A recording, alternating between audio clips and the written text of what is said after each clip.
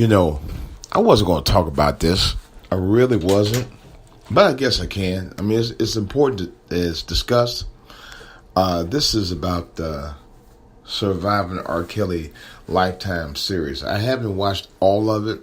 I'm just really starting to get into it. My wife actually watched, my mother and my sister watched it. I'm up in Seatown right now on some business, personal business. So I got to talk about what I have saw and what I have witnessed, and at least in a couple of videos I saw, even on YouTube. This is about dissecting some of the Surviving R. Kelly documentary based on what I've seen so far. This is DJWOLF Live, January 9th, 2019.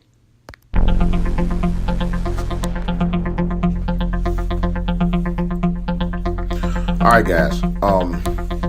I trying to weigh in a little bit of what I've seen regarding this R. Kelly, Surviving R. Kelly miniseries of documentary that's been on for the last couple of weeks.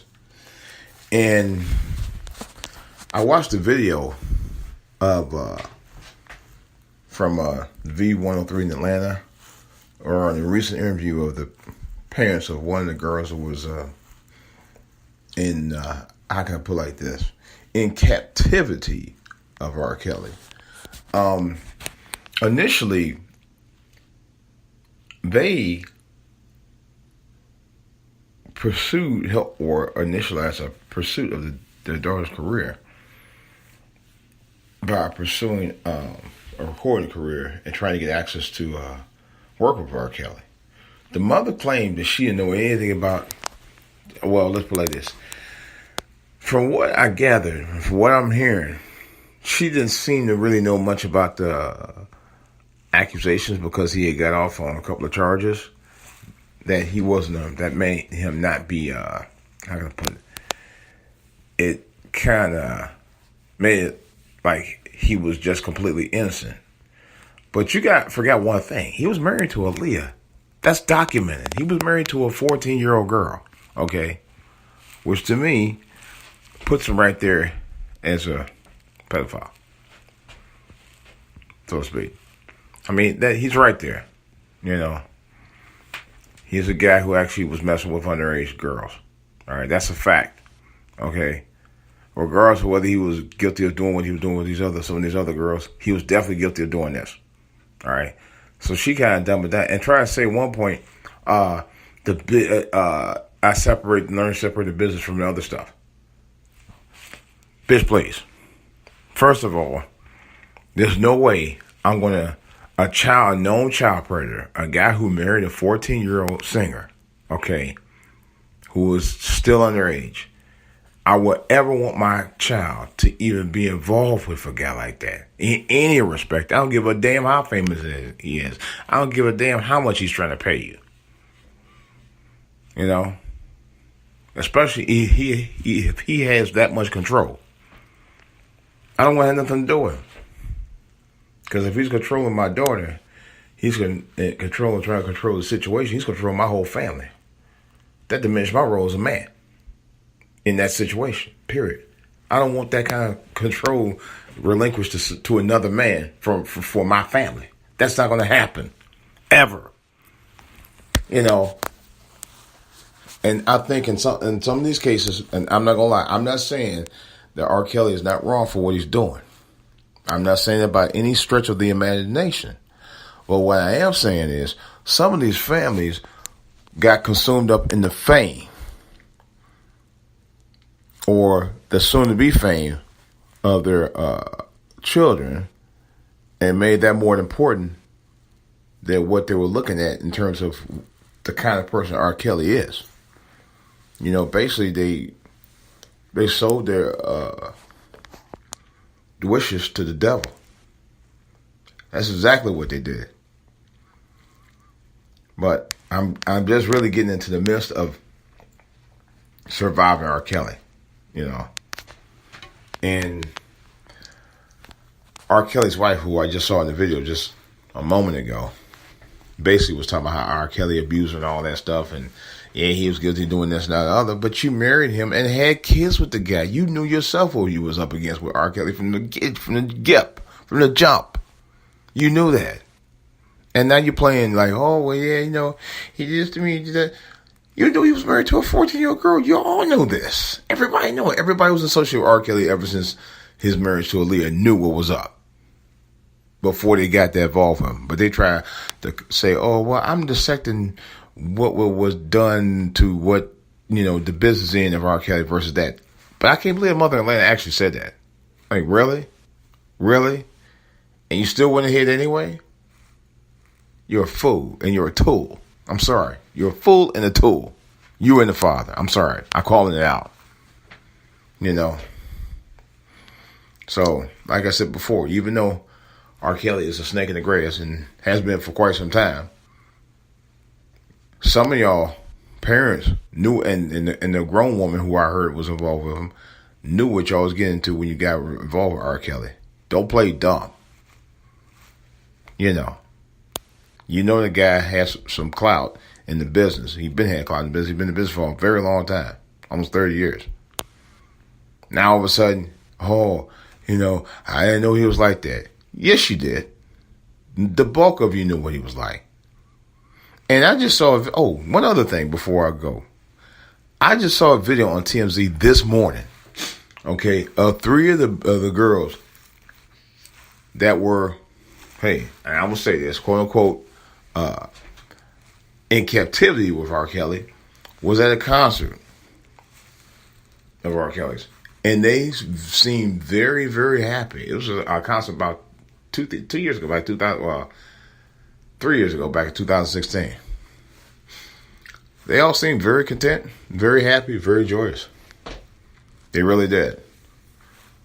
And so, I don't know. I'm not saying that they're not, R. Kelly isn't pulling no strings to keep them there. But I'm saying that they didn't seem to be, I don't know, just. And that's a video that was posted that TMZ had picked up. But they didn't seem like they were sad.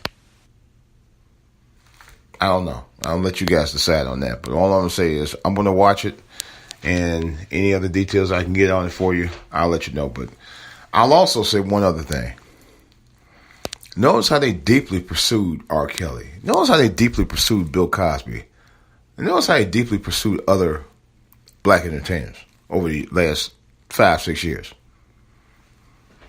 Notice you don't get that deep pursuit of Harvey Weinstein or Les Moonves or others the same manner they do with black men. Notice how the Me Too movement was actually started by a black woman who looks like a man.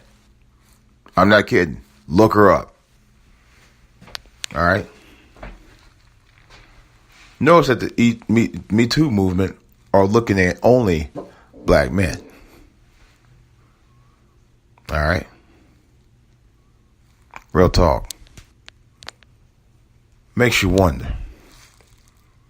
The only thing the Me Too movement was ever after, as far as I'm concerned, was the pursuit of black men. They're not doing it to these executives who's doing the same shit. In some cases, worse.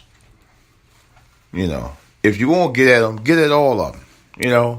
If you won't get at the R. Kellys and the Bill Cosby's and others of color, get after the Harvey Weinsteins and Les Moonves. Hell, Harvey Weinstein and Les Moonves got a lot more money. But they won't touch them. Because this thing is a product of white supremacy. Yes, I'm saying it. It has to be. What else is there? And yes, I'm stating it on there. I'm stating facts about that. It has to be nothing else but white supremacy.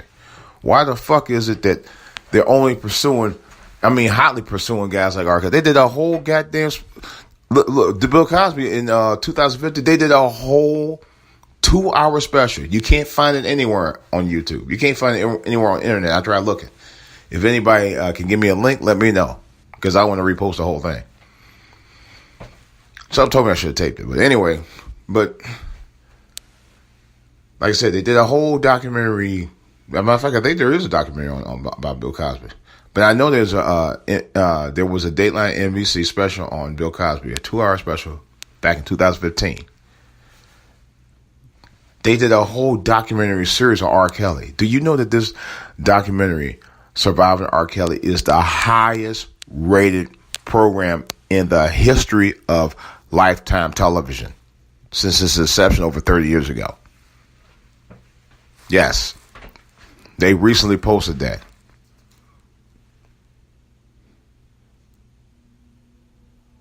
Could I say it's a witch hunt? On some respects, yeah. I'm not saying that R. Kelly's not guilty, but it's a witch hunt on black men. Because they're not doing this to Harvey Weinstein. They're not doing this to Les Moonves or other powerful guys, much powerful people in the industry. You know, they're not doing that. You don't see any documentaries on those guys. You know, Weinstein has a long track record of it, and so does Les Moonves. You know, where are those documentaries at? Where are those exposés at? Where are their convictions? And don't even get me started on Trump.